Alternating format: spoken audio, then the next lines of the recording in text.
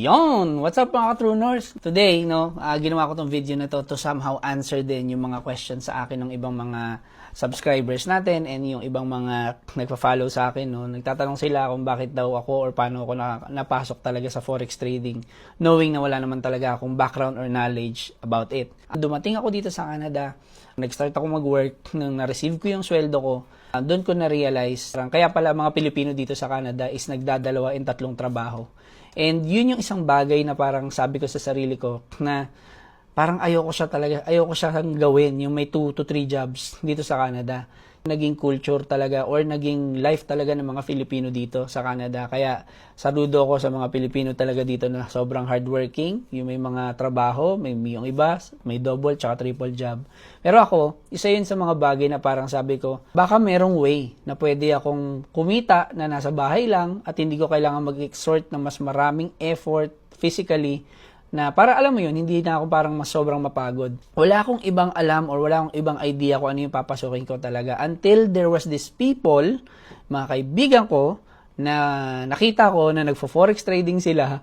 So, nakita ko yung mga post nila sa kanilang mga social media accounts and sobrang naano ako doon, sobrang na-inspire ako doon. And yun nga, nag-message kami, we talk, quick chat, and that was actually the start of the journey.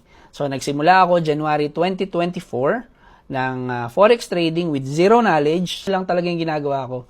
Kumukopya lang talaga ako ng mga trades. Okay, pero at the same time, I'm actually studying and inaaral ko rin talaga yung forex. So, nag-subscribe ako sa isang forex trading platform na nag-offer sila ng educational or forex course. At the same time, meron na rin silang mga professional traders na nagsisend ng mga trade ideas or signals para sa akin, para at least habang inaaral ko yung trading is nagkakaroon na rin ako ng idea or pwede na rin akong kumita, okay, sa pagkokopya ng mga trade signals.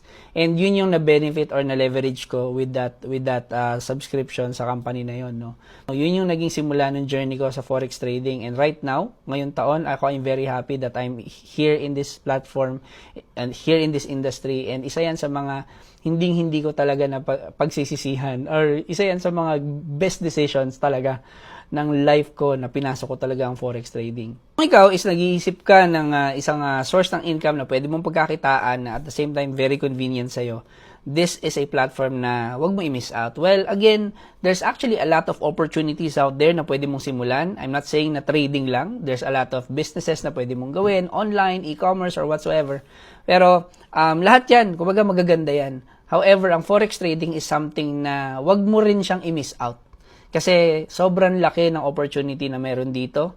And if you're a person na willing ka to really learn and aralin ng mga bagay-bagay, di ba? Kung ikaw yung tipo ng tao na parang ayaw mong pumayag na hindi mo natututunan ng isang bagay, this is a very good platform na maganda mong simulan at aralin. And at the same time, maganda niyan, we have a community dito sa Canada na pwedeng mag-support or pwedeng mag-guide sa'yo sa yung jumpstart as you jumpstart your forex trading journey.